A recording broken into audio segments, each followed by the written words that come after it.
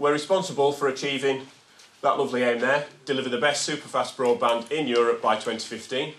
No mean feat.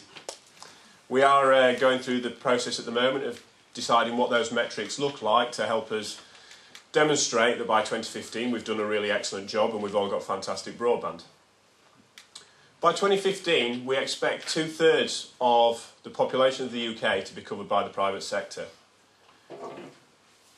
That's a very stretching target for the private sector, and there's a lot we can do to help them achieve that, because clearly the more that we can help them achieve that, the less money we need to spend, which, as it's public taxes, everyone's very happy not to spend it.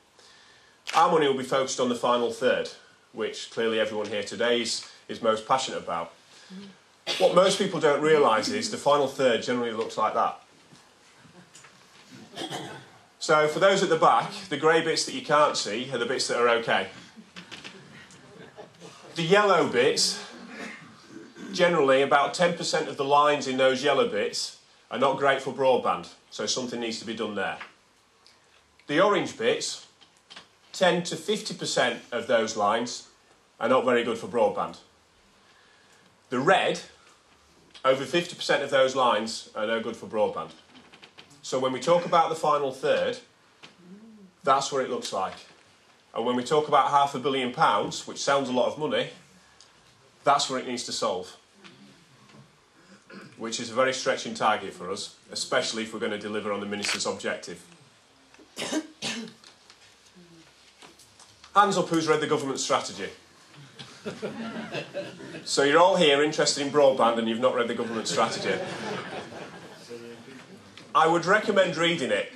For a strategy out of government, it's got some very easy to use language. So it's easy to understand and it gives a good outline of how BDUK will be spending your taxes in solving broadband. And it provides a snapshot of what the current economy looks like. But definitely do read it. Funding available, 530 million until 2015. We've also possibly got another 300 million between 2016 and 2017, if required.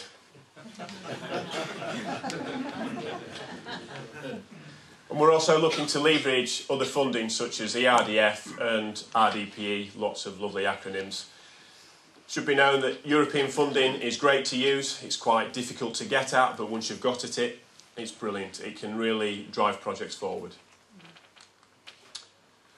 So, Jeremy Hunt said, our aim with the pilots is to discover exactly what needs to be done to make superfast broadband commercially viable. That is why North Yorkshire is so important. If we are going to understand how we spend that money to deliver broadband to everybody, projects such as this one in North Yorkshire must work and must give us a very good representation of how we achieve this across the rest of the country. And it's not going to be achieved by people like me standing here and the MPs and the councillors doing what they do. We need everyone in this room to be involved to achieve this target. The other pilots are in Herefordshire, Highlands and Islands and Cumbria. I've done events like this in Cumbria before, and that's got some good traction and good movement about how communities can get involved. And Louis Mosley is in the audience, I believe, today, who's done a lot about the communities. So if you want to talk about how communities can really get involved, speak to Louis, who's sat at the back, and he'll give you some really good examples.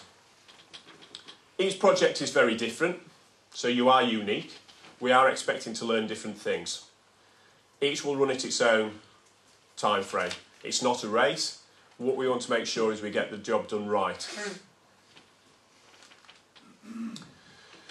We're asking each area as part of the pilot, and also those areas who've yet to receive any money from us, to fill in a local broadband plan. This is to cover the whole of the area, so it will also cover those areas that have good broadband within North Yorkshire.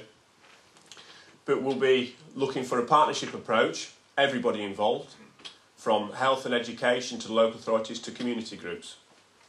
We want the strategy to look at things like transformation of services, economic development, links to your corporate plans, social inclusion and existing broadband initiatives.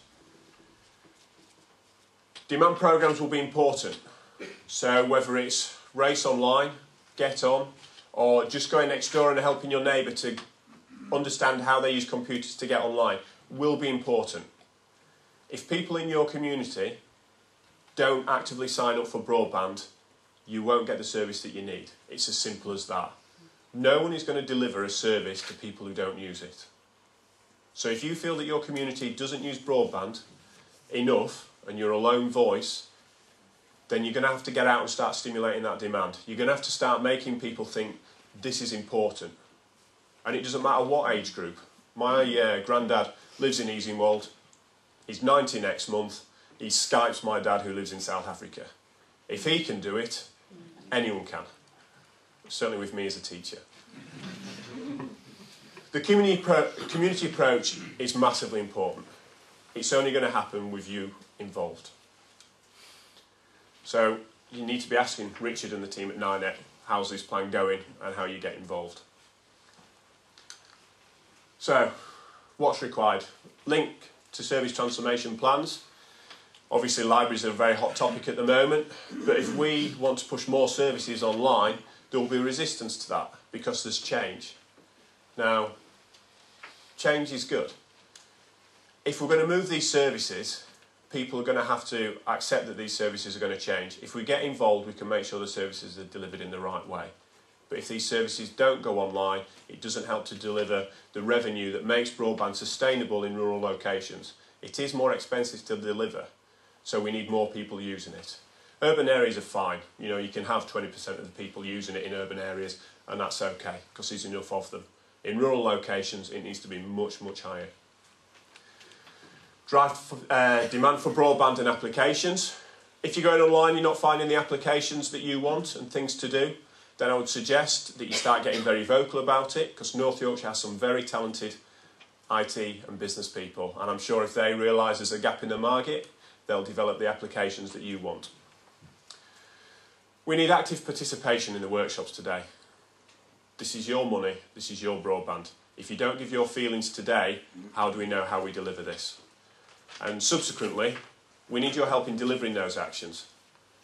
So it's not come today, we'll come back and see what might have happened. You've got to ask yourself what you're going to do tomorrow, next week, next month, next year, to make sure we're driving demand, using the applications, and making sure North Yorkshire gets the broadband that it deserves.